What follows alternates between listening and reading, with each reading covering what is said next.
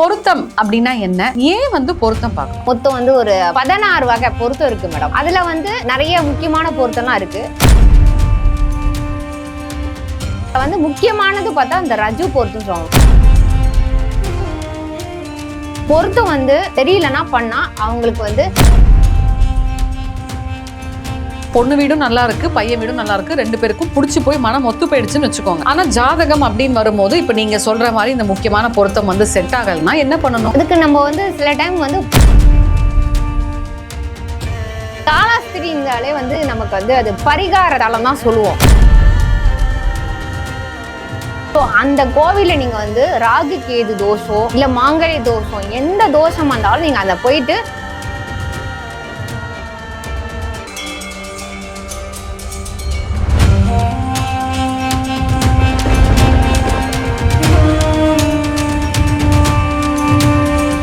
You Tamil பக்தி நேயர்களுக்கு அன்பார்ந்த வணக்கம். எல்லாருக்கும் இந்த வருடம் வந்து ஒரு சூப்பரான வருடமா இருக்கணும்னு சொல்லி யூ தமிழ் சார்பாக நாங்கள் எல்லாருமே வாழ்த்துறோங்க. ஸோ நம்ம கூட இன்னைக்கு இந்த நேர்காணல்ல வேதிக் ஆஸ்ட்ரோ மாலதி வந்திருக்காங்க. வணக்கம். வணக்கம் மேம், எப்படி இருக்கீங்க? நல்லா இருக்கேன் மேம். ஸோ இந்த புத்தாண்டுல வந்து உங்களை சந்திச்சதுல மிக்க மகிழ்ச்சி.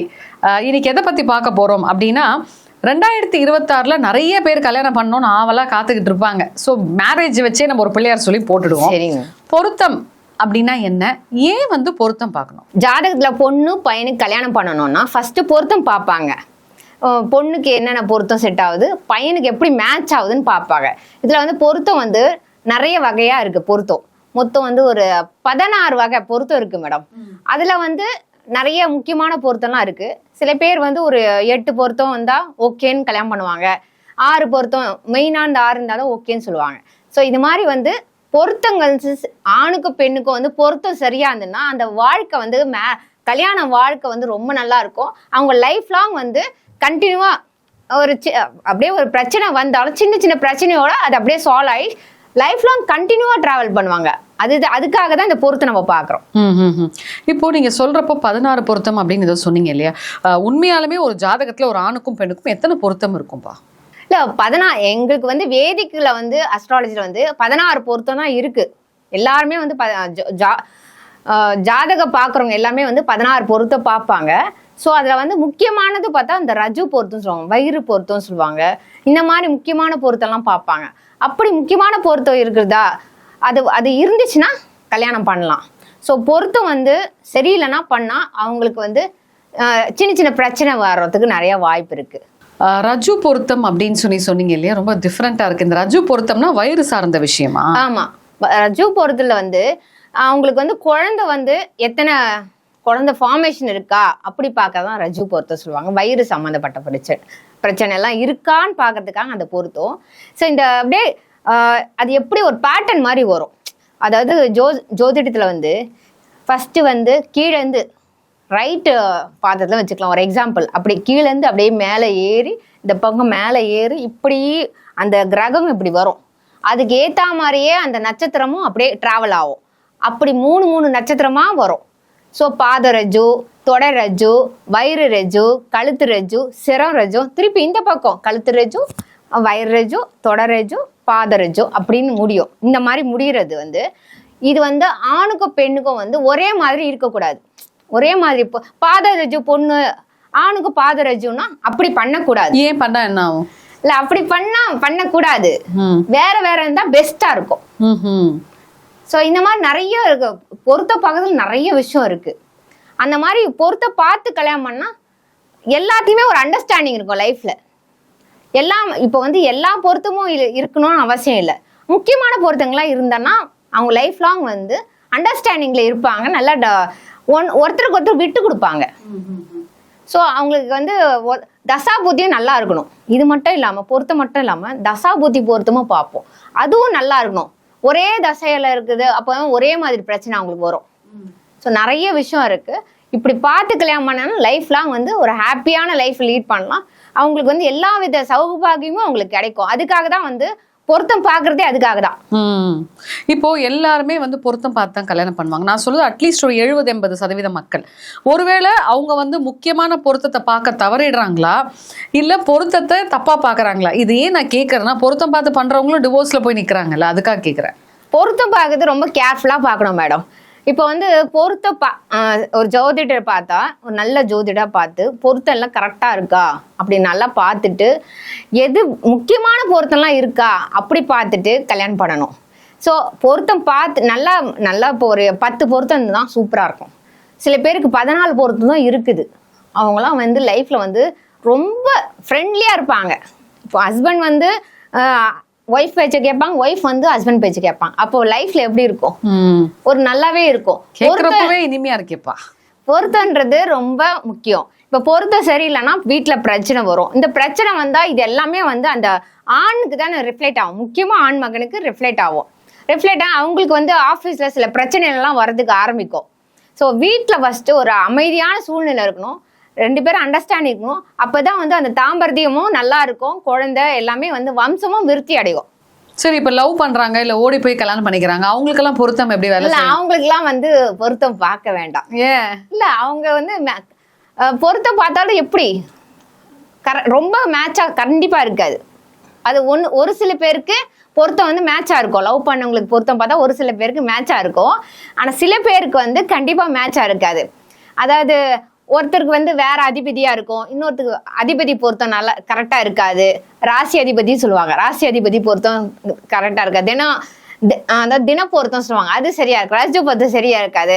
சரி, லவ் பண்றவங்க வந்து பொருத்தம் பார்க்க வேண்டாம். ஏன்னா பார்த்துட்டு மனசு கஷ்டம் ஆவறதோட நம்ம பார்க்காம இருந்தது லைஃப் நல்லா தான் இருக்கும் அவங்களுக்கு. அது வந்து பிள்ளையார வேண்டிக்கிட்டு, பிள்ளையார இப்ப ஹிந்துவா இருந்தா பிள்ளையார வேண்டிக்கிட்டு இந்த மாதிரி வேண்டிக்கிட்டு நம்ம வந்து நாங்க லைஃப் ஸ்டார்ட் பண்றோம் சொல்லி ஒரு திருமணம் பண்ணி வச்சா ரொம்ப நல்லா இருப்பாங்க. அவங்க சிவன் வழிபாடு பண்ணாலும் நல்லாதான் இருப்பாங்க. ஸோ லவ் பண்ணவங்க வந்து பொருத்தம் பார்க்கணும் அவசியமே கிடையாது. அவங்க வந்து அப்படியே வந்து கோவில்லையோ இல்ல திருமணம் எப்படி செய்யறாங்களோ அவங்க வழிபாடு எப்படி செய்யறாங்க அது மாதிரி செஞ்சா நல்லாவே இருப்பாங்க. இப்போ இன்னொன்னு, இப்போ வேற மதத்துக்காரங்க எல்லாம் பொருத்தமே பார்க்க மாட்டாங்களா? சோ அவங்களுக்கு பொருத்தம் வேலை செய்யாது? இல்ல, பொருத்தம் அவங்களுக்கு வேண்டாம். யாரு வந்து பாரம்பரியமா பாத்துட்டு வராங்களோ, வம்சமா பாத்துக்கிட்டே வருவாங்களே, அந்த ஜாதகம் பாக்குறது பொருத்தம் பாக்குறது அவங்க பார்த்தா போதும். வேற மதத்துங்க வந்து பொருத்தம் பார்க்கணும் அவசியம் இல்லை. ஓகே, இன்னொரு கேள்வி. இப்போ ஒரு ஆணுக்கும் பெண்ணுக்கும் பெரியவங்களா பார்த்து அலையன்ஸ் பாக்குறாங்கன்னு வைங்களேன். பொண்ணு வீடும் நல்லா இருக்கு, பையன் வீடும் நல்லா இருக்கு, 2 பேருக்கும் பிடிச்சி போய் மனம் ஒத்து போயிடுச்சுன்னு வச்சுக்கோங்க.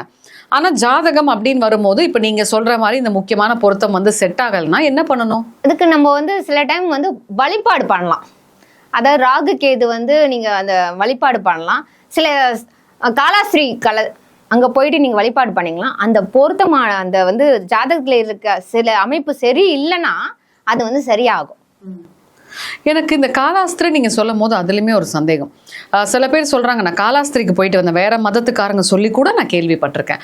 காலாஸ்திரி போனேன், எனக்கு உடனே ஒரே வாரத்துல அலையன்ஸ் செட் ஆச்சு அப்படின்னு சொல்றாங்க. அதே மாதிரி நான் காலாஸ்திரி போனேன், எனக்கு என்னோட மேரேஜ் நிறைய சண்டையில இருந்தது. கல்யாணம் ஆகி எனக்கும் என் கணவருக்கும் நிறைய சண்டை வந்துட்டே இருந்தது. ஆனா காலாஸ்திரி போயிட்டு வந்தோன்னா 2 பேத்துக்கும் விவாகரத்தும் ஆயிடுச்சுன்றாங்க.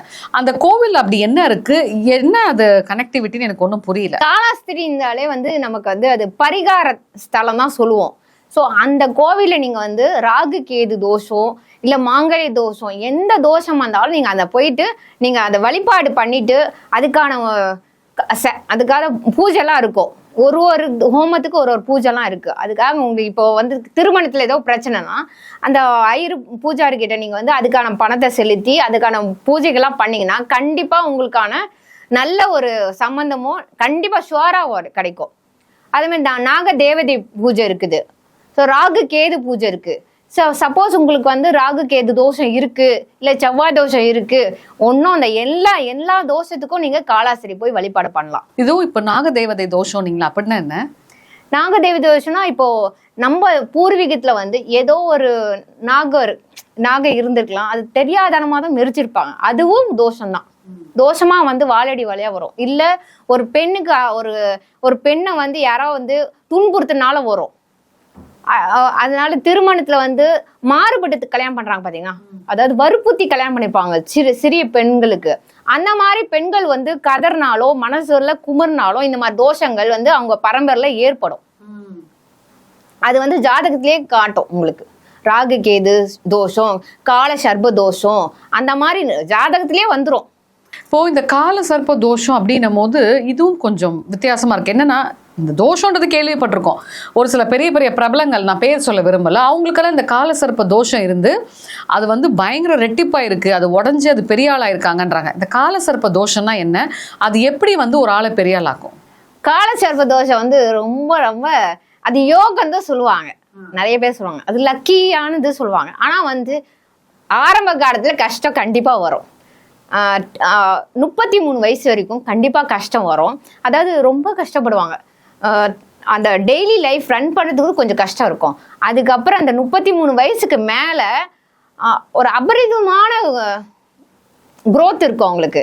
எல்லாத்தையுமே டாப்பா இருப்பாங்க. ஏன்னா அந்த பொறுமையா இருந்திருக்காங்க பாரு, லைஃப் ஃபுல்லா பொறுமையா இருந்து நிறைய அனுபவம் அவங்களுக்கு ஏற்பட்டிருக்கும்.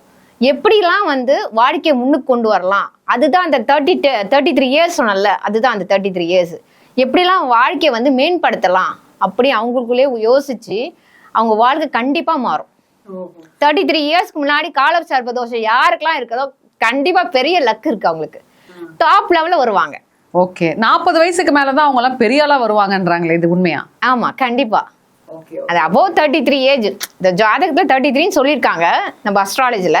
அபோவ் 33 40 வயசுலலாம் அவங்க டாப்ல தான் இருப்பாங்க. எந்த ஜாதகம் எடுத்து வேணா பாருங்க, நீங்க காலசர்ப்ப தோஷம் இருக்கவங்க யாருக்கு வேணா எடுத்து பாருங்க. ஃபர்ஸ்ட் பார்ட் கொஞ்சம் டவுனா இருக்கும், செகண்ட் பார்ட் அவர் லைஃப் வந்து ரொம்ப டாப்ல இருப்பாங்க. ஓகே, ஸோ மக்களை நிறைய விஷயங்கள் இந்த பொருத்தம் மற்றும் இந்த காலசர்ப்ப தோஷத்தை பத்தி கூட நிறைய விஷயங்கள் பேசிட்டு இருக்காங்க. தொடர்ந்து நம்ம இன்னும் நிறைய சந்தேகங்கள் கேட்கலாம் அண்ட் பொருத்தத்தை பத்தியும் நிறைய பேசலாம். நன்றி. நன்றி.